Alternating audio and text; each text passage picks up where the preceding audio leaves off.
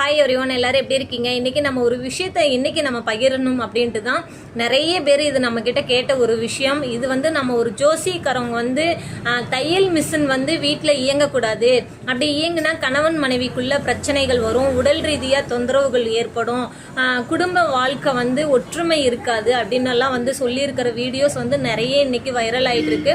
அந்த வீடியோஸை பார்த்துட்டு நம்மளுடைய கஸ்டமர்ஸு, நம்மளுக்கு தேவைப்பட்ட ரிலேட்டிவ்ஸே ஆலோசனை கேட்ட ஒரு விஷயம் என்னன்னு கேட்டிங்கன்னா, இந்த மாதிரி சொல்கிறாங்க. ஸோ இந்த வீட்டில் மிஷின் இருக்கனால என் ஃபேமிலியில் இந்த பிரச்சனை இருக்கா? இந்த குடும்ப வாழ்க்கையிலையும் பிரச்சனை இல்லாத வாழ்க்கை எந்த ஒரு வாழ்க்கையுமே இருக்காது.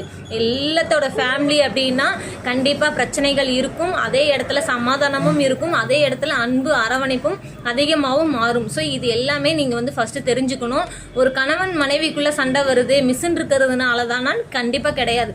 ஒரு வாழ்க்கையை உயர்த்த வைக்கிறதே உங்கள் மகாலட்சுமி அப்படின்னு கேட்டால் போது, நம்மளுக்கு கண்ணுக்கு தெரிஞ்ச ஒரு தெய்வம் அப்படின்னு கேட்டால் நம்மளுடைய மிஷினாக இருக்கட்டும், நம்ம எந்த ஒரு பிஸ்னஸை தேர்ந்தெடுக்கிறோமோ அதுதான் அப்படின்னு நம்ம சொல்லுவோம். பண்ணணும்.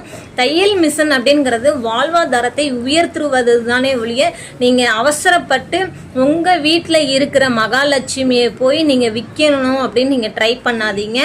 ஒவ்வொன்றுமே நம்ம மகாலட்சுமியை தான் நீங்கள் வீட்டுக்குள்ளே வச்சுருக்கீங்க. அது எப்படி கடவுள் வீட்டுக்குள்ளே வரணும் அப்படின்னு நம்ம எல்லா வழிமுறைகளுமே செய்வோம். அதே தெய்வம் வீட்டுக்குள்ளே இருக்கையில் நீங்கள் அசால்ட்டாக யாரோ ஒரு ஜோசிக்காரவங்க சொல்லிட்டாங்கிறதுனால இன்னைக்கு நான் தையல் மிஷினை விற்கிறேன் அப்படின்னு நிறைய பேர் அந்த தப்பை செய்யாதீங்க. இது எல்லாமே ஒரு கண்டென்ட்டுக்காக ஒரு வீடியோஸை போடுறாங்க அப்படிங்கிறதுனால நீங்கள் அதை நோக்கி என்றைக்குமே பயணிக்காதீங்க. உங்களுக்கு செல்ஃபாக யோசிங்க, இது நன்மையா தீமையான்னு. ஒரு பொருள் வீட்டில் இருக்கிறது தீமை அப்படின்னா அதை சொல்கிறவங்க பயங்கர முட்டாளாக தான் இருப்பாங்க. ஓகேங்க அப்படிங்கிறது தெரியல. ஆனால் அதில் சொன்ன ஒரு விஷயம் என்ன அப்படின்னு கேட்டிங்க அப்படின்னா, தையல் மிஷின் நீங்கள் ரொம்ப நாள் யூஸ் பண்ணாமல் இருந்தீங்க அப்படின்னா கண்டிப்பாக அது உங்களுக்கு கம்ப்ளைண்ட் கொடுக்கும். அதே ஜோசிக்காரவங்க நீங்கள் வாழ்க்கையில் கோடீஸ்வரனாக ஆயிடுவீங்க அப்படின்னா உழைக்காமல் யாராவது ஆக முடியுமா? கிடையாது. ஸோ ஒவ்வொருத்தருமே இன்றைக்கி நல்லா யோசிங்க. எந்த ஜாதகத்தையும் நம்பாமல் உங்களோட உழைப்பை நம்பி அனுதினமும் ஓடுங்க.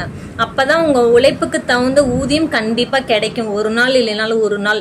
ஜோசியக்காரவங்க சொல்கிறாங்க எனக்கு இன்னும் 2 மாதம் போனால் நான் டாப் ஆகிடுவேன் அப்படின்னு சொல்லிட்டுலாம் நீங்கள் உட்காந்துருந்தீங்க அப்படின்னா அந்த ஜோசியக்காரவங்க தான் டாப்பாக போவாங்க. ஏன்னா இந்த மாதிரி ஜாதகத்தை சொல்லல. ஸோ அந்த ஜோசிக்காரவங்களோட லைஃப்பை பார்த்தீங்க அப்படின்னாலே நம்ம ஈஸியாக அனலைஸ் பண்ண முடியும்.